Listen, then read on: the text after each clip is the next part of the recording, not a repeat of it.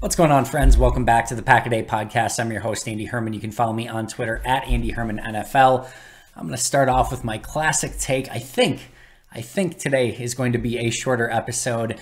For those of you who follow the audio version of the Pack a Day podcast, the running gag is that the episode starts every day with like 20 minutes a day, 365 days a year. Well, we go like 45 minutes or more basically every day. So it's kind of become a running joke that every episode is going to be far past the 20 minutes, but we keep the 20 minutes in there anyway. So I think today is going to be shorter. I always say that and then talk way too long and go 25 or 30 minutes anyway. So we'll see. You can drag me at the end of the episode down in the comments if I went long once again. But let's get to some quick news. Mike Evans' suspension was upheld, so he will be out against the Green Bay Packers this upcoming Sunday. I know Matt LaFleur downplayed this a bit, but that is clearly a major loss for Tampa Bay. One of the best wide receivers in the league. What he can do at the catch point as well as running after the catch is just a very unique blend. And I'm sure Green Bay's defensive backs will not mind that Mike Evans is out in this game. But to Matt LaFleur's point, this Tampa Bay team is still very dangerous in a variety of different ways.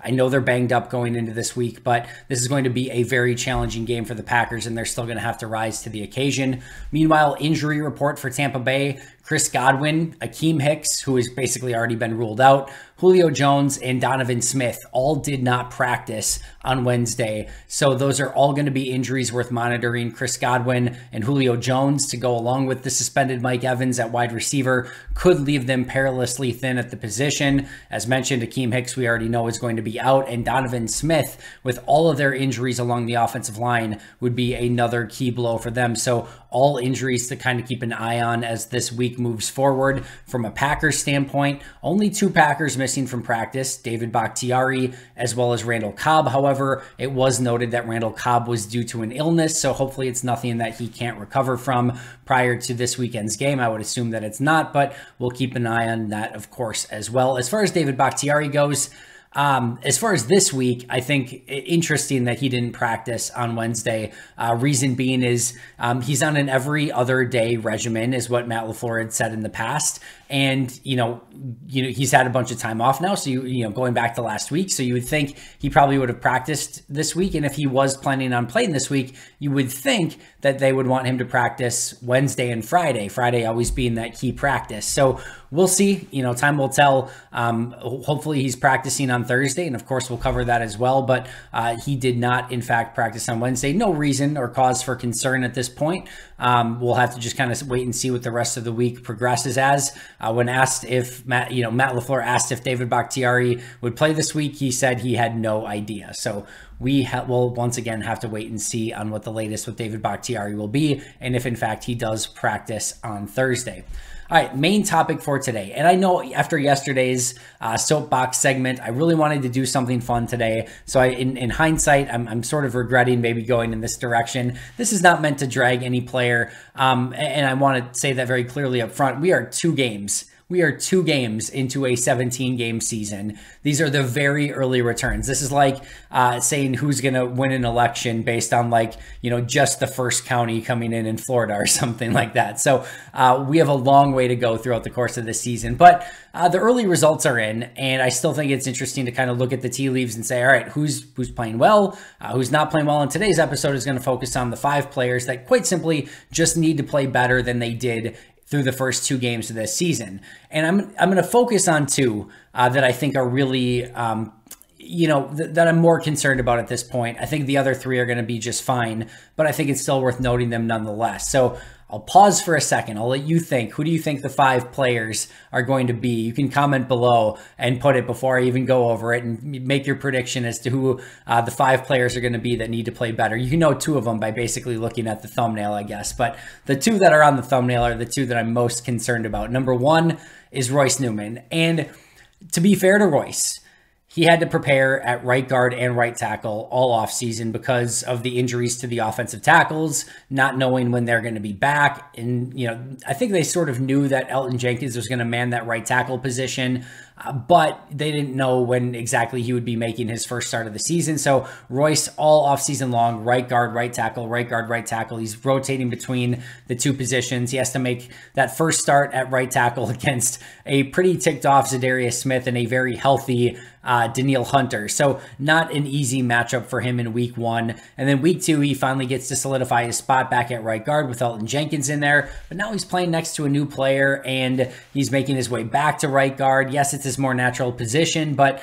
I think it's, just been so much flopping back and forth that he hasn't exactly been able to get settled. So 2 weeks in, and having to play 2 different positions, certainly not the easiest, especially the opponents that he had to go against in week 1. But going back to last season, Royce Newman was my second lowest graded player on offense last season. Yet at the same token, I didn't have any major level of concern with his play. I thought as a 4th round rookie, making his first starts throughout the course of the season and not being the biggest, bulkiest guy, I thought he actually held up okay, all things considered. It wasn't one of those things where I'm like, oh, this guy's just not going to make it.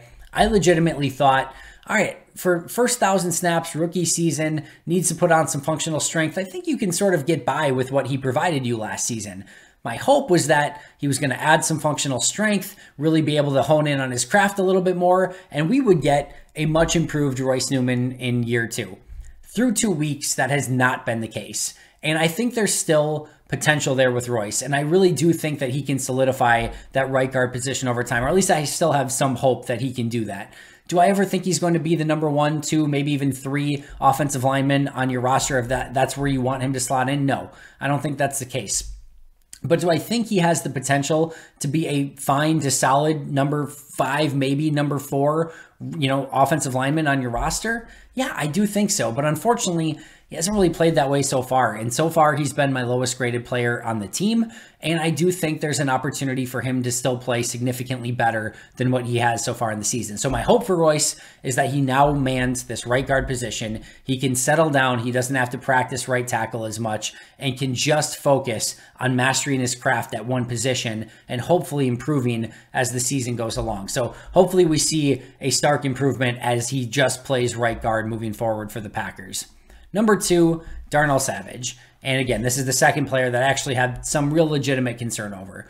As I've mentioned on this show before, rookie season, liked what I saw, that there was a ton of potential, kind of in a different way from Royce, where I actually thought Savage had a decent first season, made some mistakes, but I still thought like, hey, the potential's there. He's fast, he's quick, he showed some playmaking potential. I really thought like as he settled down in this league and had more and more snaps on his resume, things were going to be really, really good for Darnell Savage. And in year 2, that's exactly what happened. Had a very nice 2020. I'm like, all right, they've got themselves a long-term free safety. And then 2021 comes along. And he was my second lowest player on defense a season ago. Only Jonathan Garvin graded worse.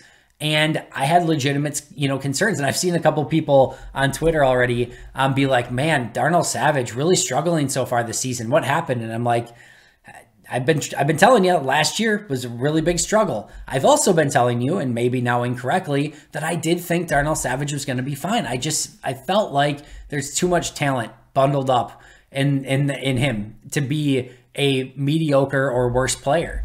But it's not been a great start to the season. As I mentioned this week, David Montgomery, open field, and Darnell Savage coming up to make a play that he needs to make, and he doesn't even get a fingertip on David Montgomery. So those are the things. And I do know that he really, I think in 2020, under Mike Pettin, he really found his niche playing sort of that robber role, being the safety that, kind of would fly up and just be able to kind of be a playmaker, not have to think so much. And I'm not saying Darnell Savage is a player that's incapable of like diagnosing or thinking or anything like that. I don't think that's the case. But when he was able to just play instinctual football, we saw him flash and pop in 2020.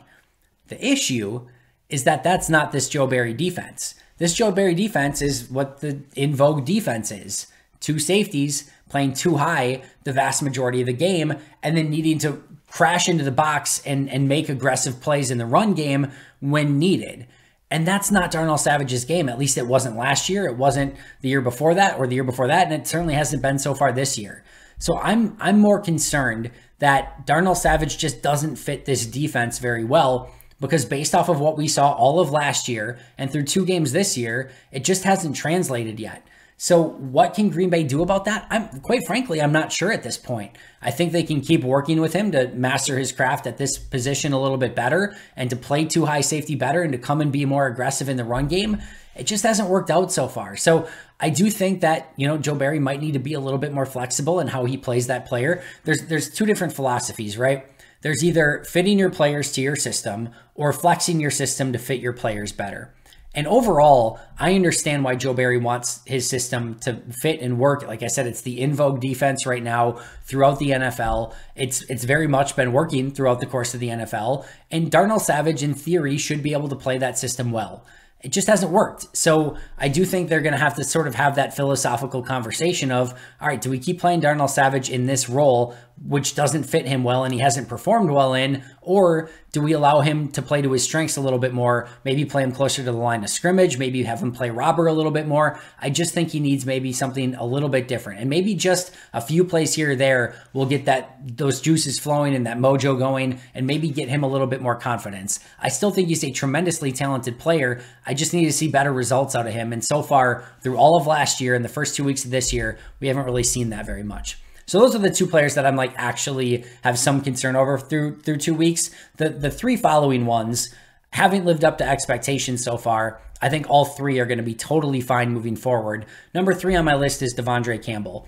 And the reason he's on this list is because he was so good a season ago. Just tremendously talented player, first team All-Pro. He gets the big contract this season, and Green Bay has to hope that there's just no fall off on his play or anything like that, because they need him to be the same Devondre Campbell he was a season ago. Now, through 2 games, his grade's not that bad, and I'm just trying to go back and look exactly. I think it's negative point. Let me just check it really quick. Negative 0.45. He had a negative 0.3 grade in week 1, negative 0.15 in week 2. Nothing egregious. Those are basically neutral level games. So to say he's just been terrible or anything like that is just flat out not true. But he missed tackles in both games that was completely uncharacteristic for him to miss going back to last season. He made those tackles time after time, and he prides himself on being one of the best tackling linebackers in the NFL. That has not been the case through 2 games. More interesting to me, at least, is I only had 2 games graded in the negative combined for him a season ago through 18 games. Only 2 graded in the negative, and both were very slight negatives. He has 2 negatives in the first 2 games this year, and his negative 0.3 grade in week 1, while nothing egregious, was the lowest grade that I've given him through now, 20 games. So it's just been a little bit different for Campbell so far. Could just be, didn't play in preseason, just kind of getting warmed up a little bit. Like I said, I don't really have any level of concern, but it is interesting that only 2 negatives all last year, and he's already through week 2 and has 2 negatives this year. So it just needs to be a little bit better. I'm sure it will, and he's going to still be a tackling machine this year. Number 4 is Adrian Amos. Again, no long-term concern here for Amos, but week 1 was by far, in a way, the lowest grade that I've given Adrian Amos in any of his time in Green Bay or in his last season in Chicago, which I also graded when he made his way over to Green Bay as a free agent. So a super uncharacteristic week 1 game, had an okay bounce back in week 2, was sort of his usual consistent self, not really making any major plays, not really making any major blunders, but at least showed a much more consistent game in week 2 than in week 1. But that week 1 was so egregious and out of character for Adrian Amos that it was just odd to see him have any sort of game like that. So not any long-term concern, but you certainly don't want to see any more of those games put on tape for Amos. Don't think we will, but that was, I think, just a blip in the radar, and I guess he was probably due for one because he hasn't had one in his entire time in Green Bay. But I do think that this has been a little bit of a disappointing start through 2 weeks for Amos, and expect him to be much better as the season goes along. And then last but not least, number 5, Aaron Rodgers. And anytime you say anything like that, that's going to be like this big, huge hot take and people are going to be upset. It's, again, I don't have any concern. He's the back-to-back MVP. He's going to be just fine. But I have a negative grade on Aaron through 2 games. Nothing major, negative 0.65 through 2 games. Most of that was in week 1. And to be fair, I had a worse grade on him through the first 2 weeks of last season than I did through the first 2 weeks of this season. He is going to settle down and be just fine. And to his defense, the offensive line has not been good. His weapons, he's still getting acclimated with. But all of that being said, I do think that with Devontae gone And with the offensive line being a little bit beat up, specifically in week 1, some of the heavy lifting, a lot of the heavy lifting is going to be on Aaron to elevate the players around him and to be the best that he can possibly be. And through 2 weeks, it wasn't that. In fact, it was 2 sort of disappointing performances from Aaron.